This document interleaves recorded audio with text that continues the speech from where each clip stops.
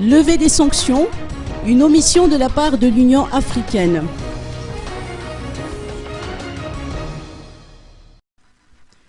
La décision du Conseil de paix et de la sécurité de l'Union africaine traduit son réengagement dans la mise en œuvre de la feuille de route et une volonté de maintenir le calendrier électoral, a souligné Augustin Ndiamananour, conseiller à la présidence.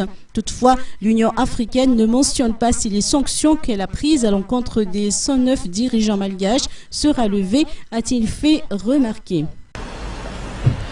Écoutez, la déclaration de CPS, le Conseil de paix et de sécurité de l'Union africaine, est logique et fidèle à sa ligne de conduite depuis la mise en application de la feuille de route, sachant que la feuille de route détermine elle-même les modalités pour la définition des calendriers des élections à Madagascar, que ce soit les présidentielles ou les législatives.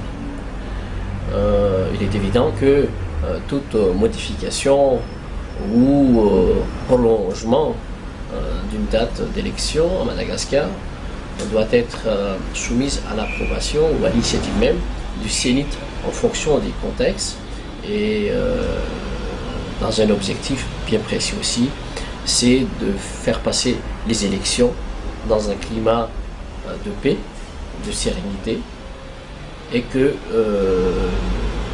on ne fausse pas les jeux de la concurrence saine et loyale. Je dirais par là qu'on puisse garantir une élection effectivement libre, transparente et acceptée par tous. Donc la déclaration du Conseil de paix et de sécurité de l'Union africaine ne fait que se référer, réitérer ce qu'a dit la feuille de route, qui était adoptée aussi par les acteurs politiques malgaches. Toute tentative donc de faire un schéma parallèle d'une transition bis doit être écartée de cette vision. Néanmoins, moi je tiens quand même à souligner que l'une des priorités, me semble-t-il, qu'on doit envisager au niveau du Conseil de paix et de sécurité de l'Union africaine, c'est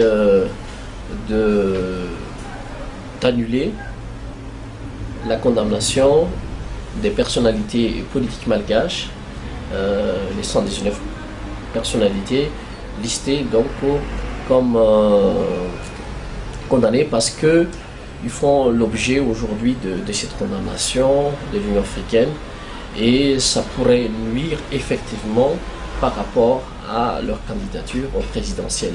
Parce que certains d'entre eux se déclarent, ou plutôt ont déjà déposé officiellement leur candidature pour les élections à venir à Madagascar. Pour sa part, l'association des prisonniers politiques de 2002 se dit satisfaite de cette décision de l'Union africaine.